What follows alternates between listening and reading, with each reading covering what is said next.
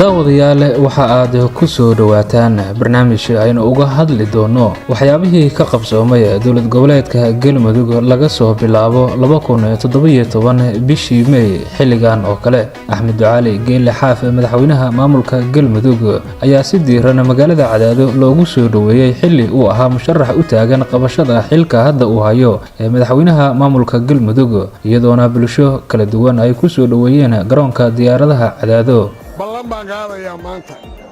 dhul badan oo cagaaran in la arko dekad in la arko jid in la arko intaa igu daayo waxaasoo dhan ka horreeya haddii alla idmo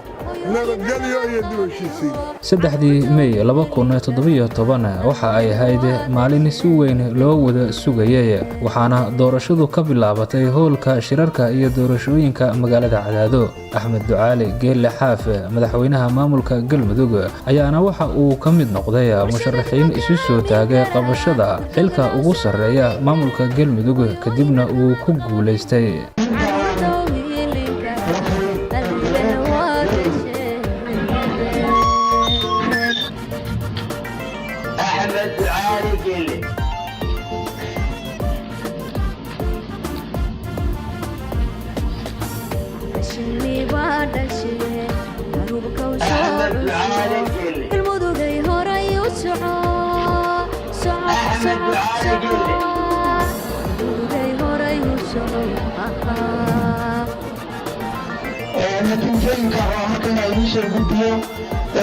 أحمد علي إلينا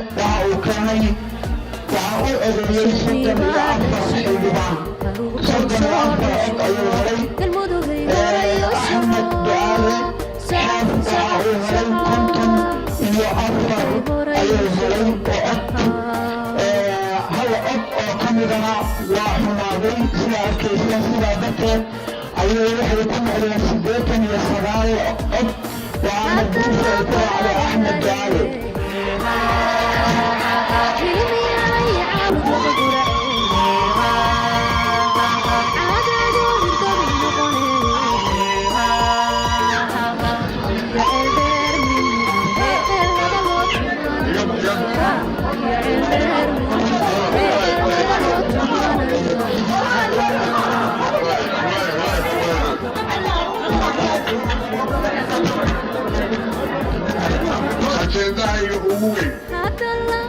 إلهي إليك وحن كيف الجينية إنا أقرب قادرنا إنا نحبضا بقلب كده نرضي هي دي وهشيسين هي قلب هي حريرين هي حدودها ضرر إلهي ساسا كبر يا وين الله دمان صحن إذا ماذا نرد سويدا هو عامسون هو بوليسكا هو ميليتريكا ولا ريال كسر دوادا إن شاء الله تعالى madaxweynaha Galmudug ayaa safarkii ugu horeeyay waxa uu ku tagay shirkii London ee looga hadlayay arrimaha Soomaaliya waxa uuna halkaasi ka jeediyay oo khudbado kala duwan marka hore horta waxaan idin sheegayaa aniga 7 jir baan 7 bari madaxweynaha kaliya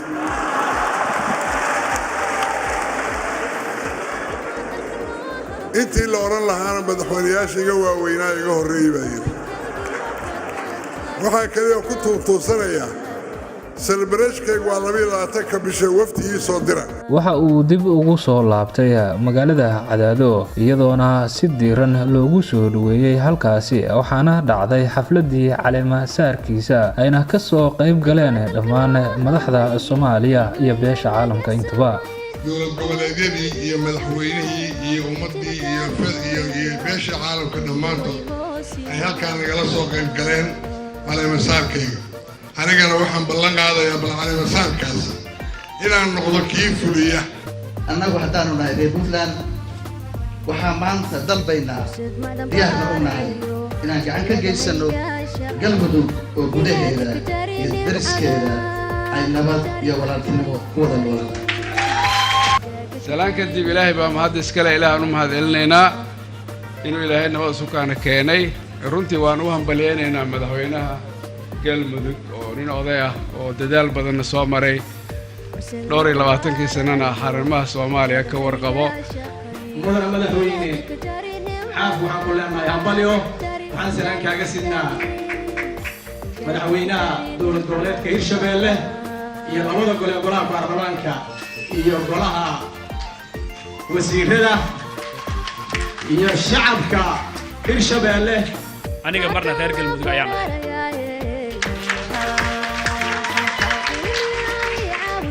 marna waxaan matalayaa caasimadii Soomaaliya oo dhan oo aan ku matalayo dhammaan Soomaalida oo dhan waxaan hambalyo idinkaga sidaa dhammaan waxaan leeyahay shacabka Soomaaliyeed waa in ay dawladda ay leeyihiin cagaha u dhigaan sida dawladda Djibouti 3 sano ka bacdi isla dawladdii ay u joogto ay u dhisteen dekadda ugu weyn geesta Afrika waxay ku gaareen xasilooni iyo deganaansho siyaasadeed iyo ku gaareen annagana hadda waa baran waxaan ka codsanayaa shacabka Soomaaliyeed inay u taagnaadaan u heelanaadaan inay u soo jeedaan taageeraan gacan siiyaan garab istaagaan dawladahooda inay garab istaagaan hadday tahay dowlad goboleed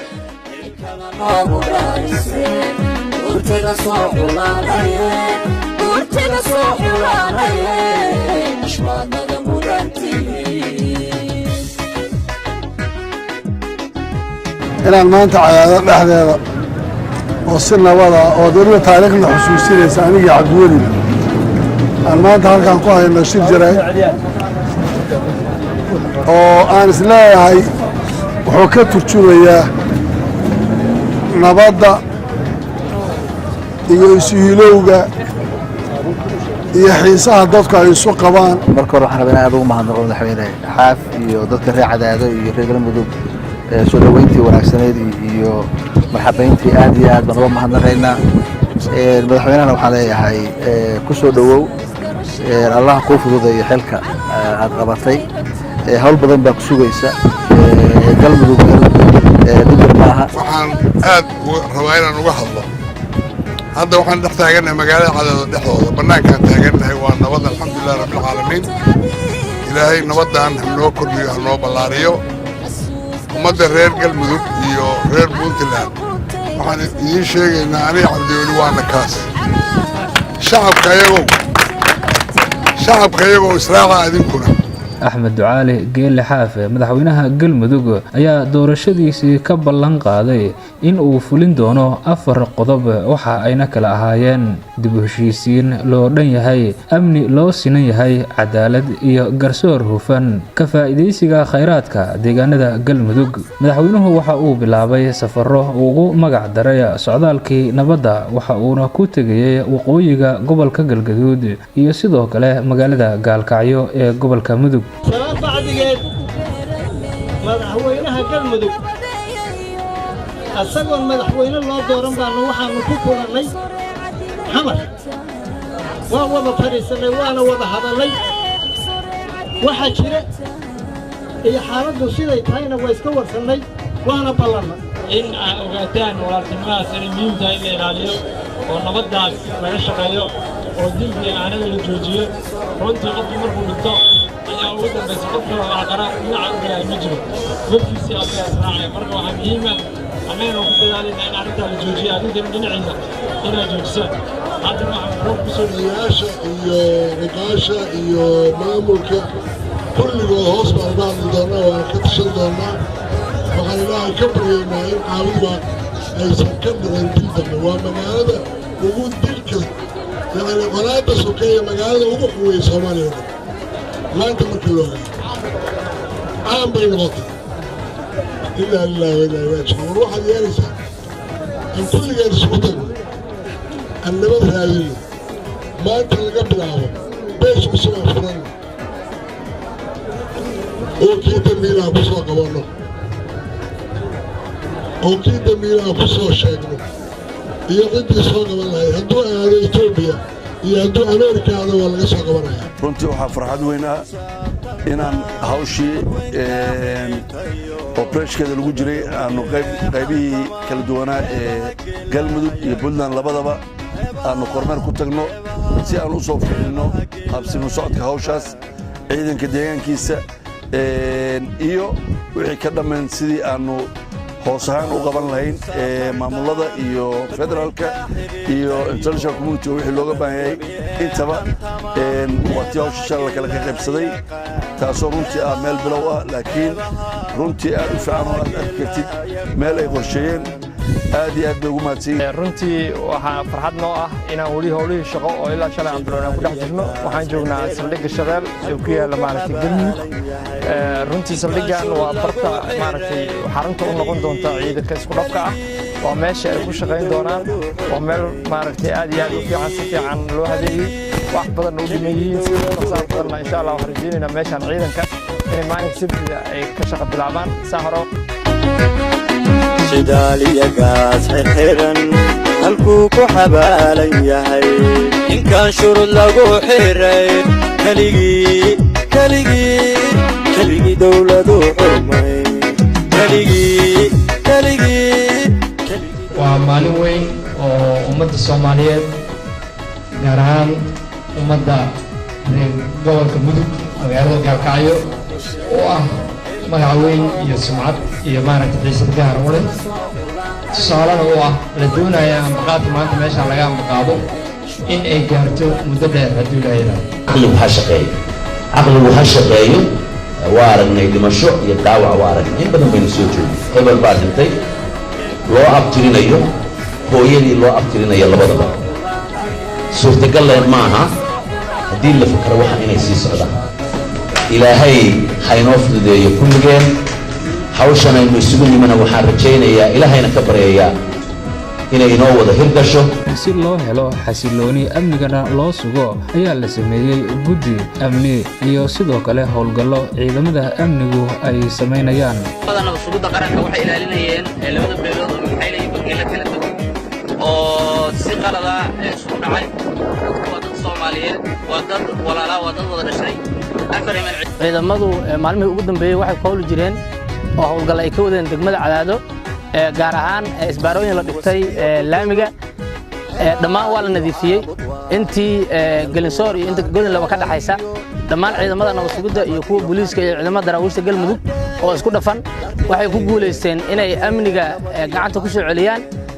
inay laamiga isbaarooyinkii la dhigtay ka qaadaan madaxweynaha Galmudug Axmed Ducaale Geelle Xaaf ayaa waxa uu soo dhisay golaha wasiirada kuwaas oo u badan kuwii hore iyadoona laga eegayo dhanka dib u heshiisiinta waxaana bilowday durba dardargelinta mashaariicaha horumarineed kuwaas oo inta badan la fuliyay dhanka cadaaladda iyo garsoorka ayaa madaxweynuhu waxa uu sameeyay dardargelinta hay'adaha garsoor iyo dhamaystirka xeerarka garsoorka Galmudug haddana maraya meel gabagaba ah waxaa dadaal dheer loo galay sidii looga faa'iideysan lahaa khayraadka deegaanada Galmudug waxaana ugu horeeya kamira dhalinta dhismaha dekada Hobyo taas oo dhismaheeda hadda gacanta lagu hayo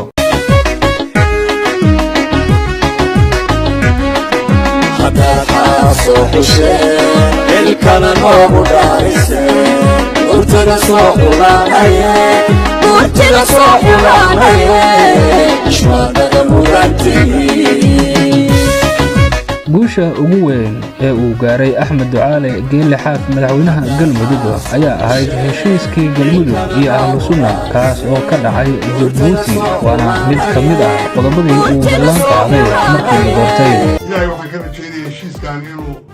noqdo kii ugu dambeeyey uu tasdiiqo oo maaragtay goobjoog ka ahaado ilaahay khayr ha siiyo wax alaale wixii naga dhiman heshiiskan wixii noo haray daroosadeeda howlaha iyaga kale waxaanu la aadaynaa dalkeena la aadaynaa gaar ahaan waxaan ilaahay ka rajeynaya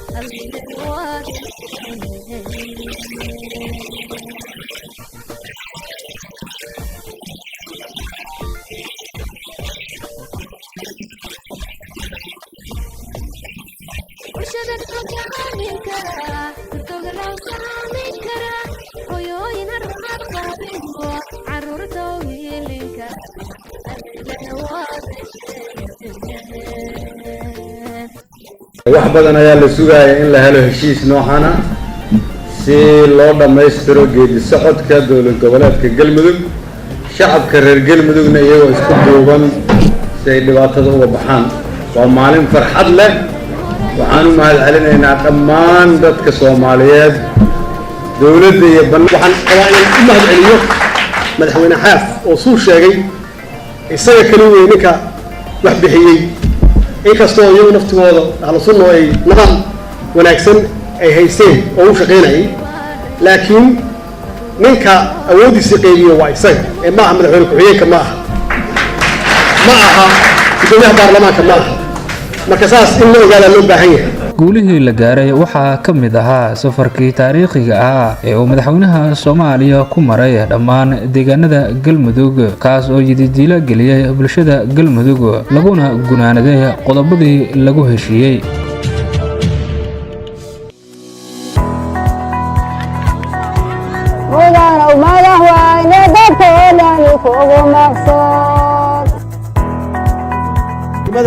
iyo magaaladan Cadaado iyada naftigeeda dibadhisintaas qayb weyn iyo ka qaatay dadka degan maxaa yeelay markii hawshan dhinac u bixi weyday iyada tiri annaga marti galnayna dawladda intaasna wax dhibaato dhacay malaha dawladdu waa ku shaqaysay waana ku mahadsantihiin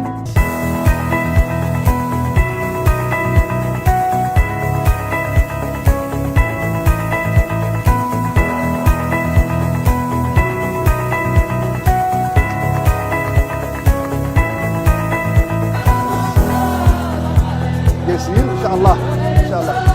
ما شاء الله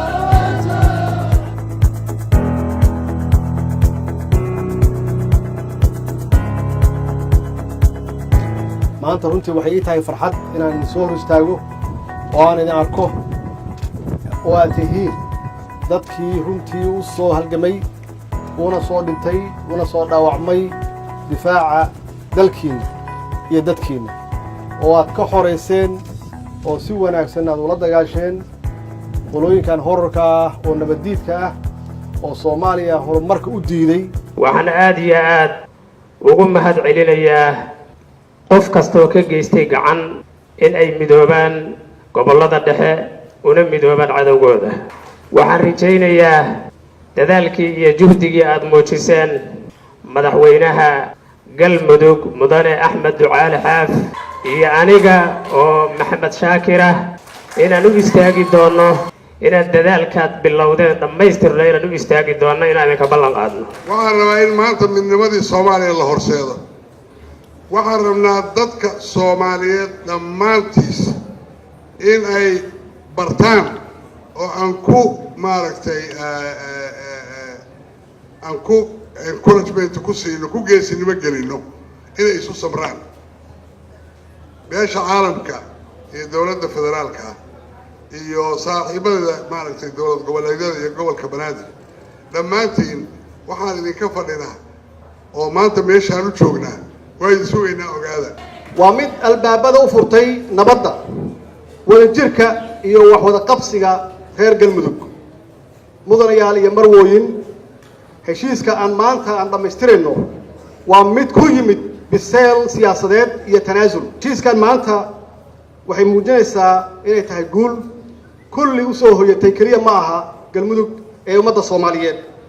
ee shacabka Soomaaliyeed inaad u diidaan inay ka soo galaan albaabka ee gobolada dhexe isku xira ilaa Puntland isku xira waxaad u noqoteen derbi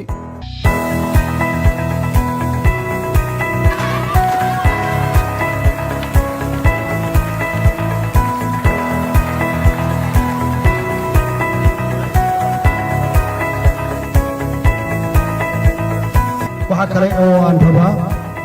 inaan magaalo walba sida Burceel oo kale halkan aan ka dhisno iskuulo farsamo gacmeed ama engineering school oo dhalinyarada aan wax ku barno waxay ku shaqaystaan oo teknolojiyada ay ku shaqaystaan oo aysan magaalo kale iyo meelo kale aysan u aadin shaqo oo waxa ay bartaan halkan dadkooda ugu khidmeeyaan insha Allah waa dhaqan gelinaynaa dugsiyada farsamada gacanta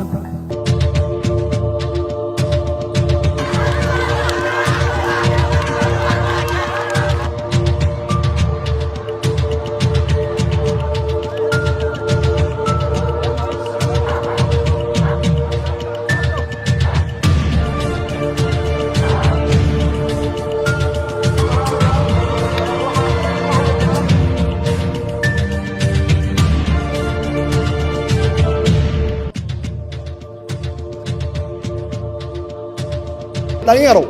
mustaqbalkiina way wax lagu cayaarayo mustaqbalkiina way waxa jidka saaran waa mustaqbalkiina dadka waaweyn anigu waa ka mid ahay waa soo qaadan waxaan soo qaadan karno waxa la hagaajinayo ama waxa lagu cayaarayo waa mustaqbalkiina way waa magaalo dad kala duwan ay degan yihiin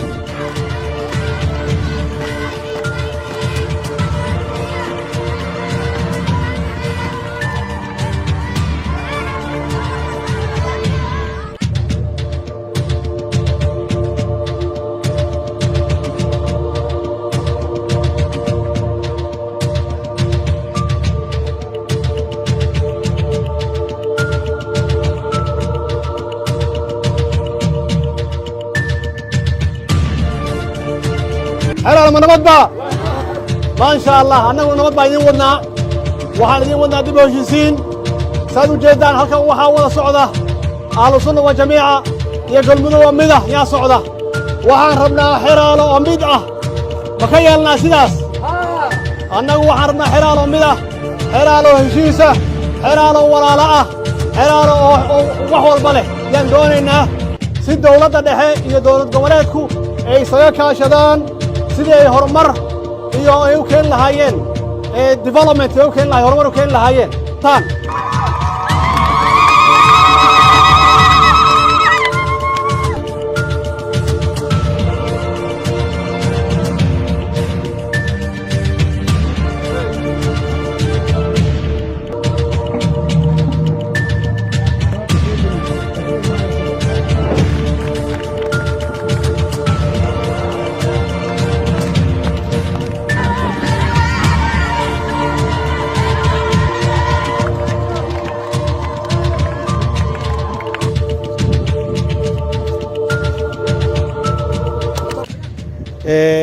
waa maalin wanaagsan waa maalin taariikhi ah oo kulligan aan ka nahay markhaati dhagax dhigan aan ku dhagax dhigayno wadada ka baxda Hobyo oo gaaraysa ilaa degmada Caabudwaaq ee xuduudda gaaraysa waxay noqonaysaa wadadii ugu horeysay saan qiyaasayo oo ka baxda badda dhanka xeebaha iyo badda ka baxda oo gudaha dalka marta runtii waxaan rajaynaynaa insha Allah wadadu kaligeed ma ahee waxaan rajaynaynaa hadduu eebba yidhaahdo annagoo isku tashanayna in dekadaanna ay raacdo insha Allah maxaa yeelay waddada keligeed waxba tari mayso waxay u baahan tahay meel wax uga yimaadaan